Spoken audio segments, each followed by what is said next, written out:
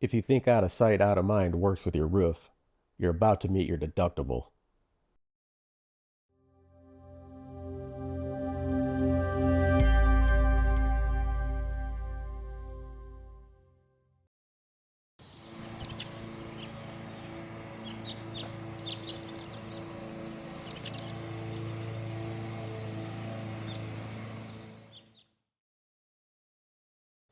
When was the last time you actually looked at your roof?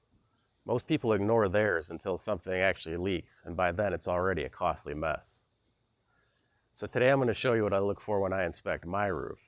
Stuff you can check for yourself to catch problems early before they turn into major repairs. Once you're safely up there, here's what you want to check. First, start with the shingles.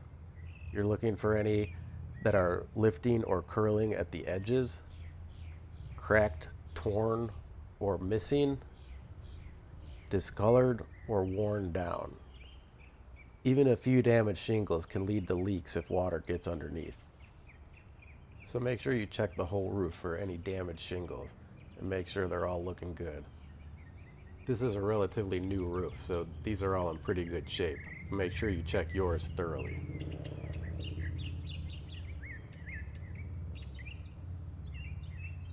Next, check the flashing. That's the metal around chimneys, vent pipes, skylights, or where the roof meets a wall. You're looking for gaps, rust or lifted edges, dried or cracked caulk.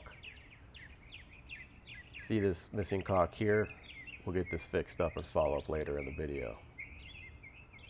Also look for water stains, which are a red flag. Also check around things like old satellite dishes or mounts. They're often bolted through the roof and prone to leaks. Anyway, flashing is one of the most common spots for roof leaks. Roof vents and pipe boots. Take a look at any roof vents and vent pipes. Check that the rubber boots aren't cracked or rotting. Make sure vents are sitting flush and the fasteners aren't loose. If you've got rusted or dented vent covers, replace them. These all appear to be in pretty good shape, so I don't think we need to do anything here and can move on to the next subject. Drip edge. At the edge of the roof, you'll see a thin strip of metal. That's the drip edge. It should extend slightly past the roof with no bends, gaps, or rust. It helps direct water into your gutters, not behind them. If it's missing or damaged, it can cause rot or water damage over time. Debris and moss. Scan for anything that doesn't belong. Moss or algae trap moisture. Clean it off gently. Leaves or branches, remove them so water doesn't back up. Any nails sticking up, tap them in or replace with roofing screws and some sealant. Since you're already up here, clean out those gutters. Remove leaves, twigs, and gunk by hand or with a scoop.